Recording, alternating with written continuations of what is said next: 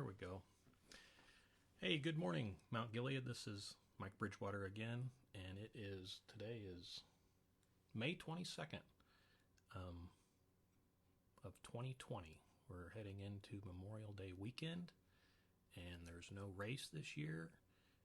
It's been a very strange month of May, and a lot of change, and some of it I really don't like, but that's just me. There's been some changes that have been kind of nice. I think doctor office visits and things like that you don't have to wait around in the waiting room anymore. They seem to have figured out how to become efficient at some of those things that used to be very inefficient. Today we're going to talk about Mount Carmel. Mount Carmel is located in kind of central Israel. It's basically due west of the Sea of Galilee and just a few miles off the coast of the Mediterranean Ocean. And we're going to go back into the Old Testament in 1 Kings 17 and 18 and talk about some of the great characters in the Old Testament that you've probably heard of. King Ahab and Elijah. And we'll also talk a little bit about Jezebel and the interaction that they had there in Kings 17 and 18. So if you have your Bibles handy, you can open up to 1 Kings 17 and 18. And let's just remember where we're at in history here. The setting is around 874 to 850 BC. The kingdom of Israel had split in 930 BC, so we're about 50, 60 years after the dual kingdom was set up, with Judah in the south, which contained the capital of Jerusalem where the temple was, and then the Israel was the 10 tribes to the north. They did not have Jerusalem, so they had set up other places of worship, which was just an abomination to the Jewish people. And there was a lot of idol worship, a lot of Baalism going on. And King David was from 1010 BC to 970, and then King Solomon from 970 to 931. So we're about 60 years after King Solomon. We are in the time of King Ahab. So this is a long time ago. This is close to 3,000 years ago. So we're introduced to King Ahab, and the Bible tells us that his dad was Omri, and Omri was, at that time, one of the most evil people that had ever walked on the earth.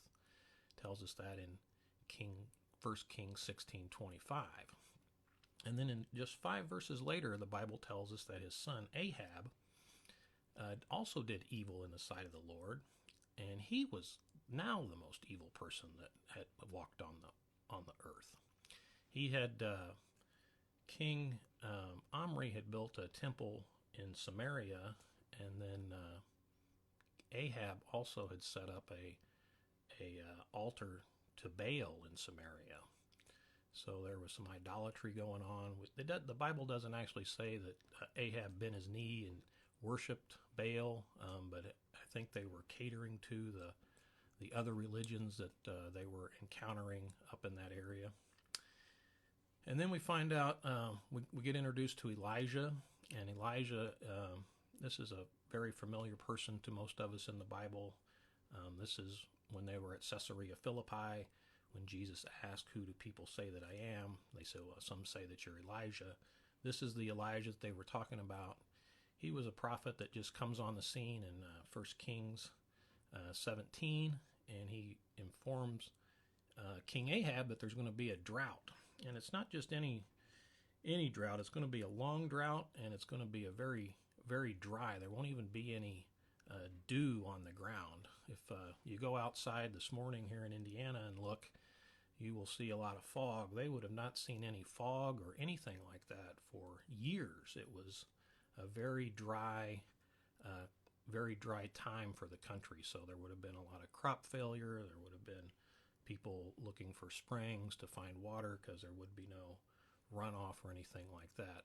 And he tells him, hey, it's not going to rain again until I say so. So he's talking a little bit of trash. Kind of reminds me of Reggie Miller back in the day.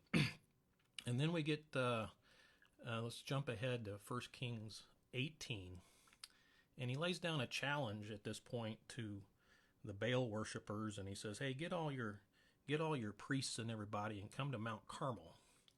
And if you go up to Mount Carmel today, which it's closed, it looks like on the Google map, so you can't go there today. But when they open all this stuff back up, you get up to the top, and there's this little statue of Elijah there. Elijah just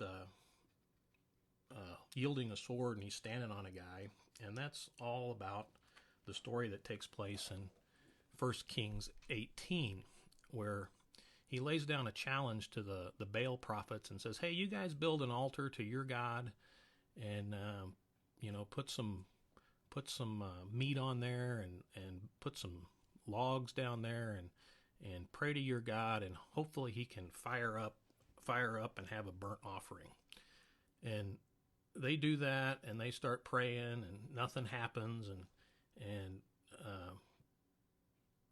Elijah starts trash talking them again, and just really says some really amazing things to them. And at the end of the day, nothing happens with the Baal prophets. So Elijah then builds an altar, and he rebuilds an altar because Jezebel and Ahab had gone around and they destroyed a bunch of altars to the Lord. So he rebuilds this altar, and not only does he, then he has them pour water all over it. And he then calls down, and literally fire fell down out of the sky and burnt up the burnt offering, and also burnt up the entire altar, and took all the water with it, and everything was just completely taken away. And it's at this point where Elijah then slays all the prophets of Baal, like 450 of them. And Elijah then prays, and the rain comes.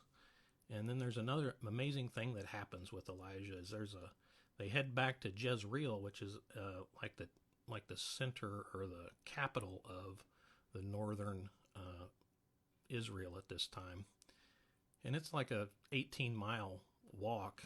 And Ahab's in his chariots, but Elijah just outruns them somehow. So he has this amazing ability to outrun the chariots.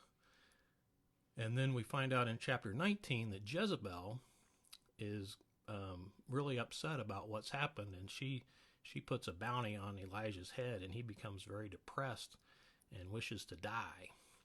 And he's praying to the Lord, and he has this kind of a letdown after this tremendous mountaintop experience that he just had. He feels alone. He wishes he was dead, but God speaks to him and tells him what his plan is for him.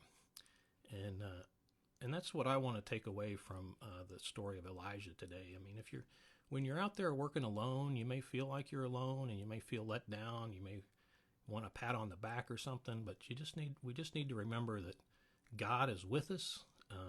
He's going to take care of us, and that he has a plan for us. And that's what I want you to remember today. So have a good day, and I hope to see you soon. We're planning right now, and taking care of some business so that we can open up the worship center in just a couple weeks, actually. It's the 22nd, so we got 3 more Sundays of online service only. And then on the 4th Sunday from now, which is the 14th of June, we will have online, and we will have in-person worship service in the worship center. So I'm looking forward to seeing everybody coming back to the building. We've had a few people come back doing some small groups and stuff, and it's been real nice to see some friendly faces. So have a great Memorial Day weekend, and I look forward to seeing you guys real soon. Thanks.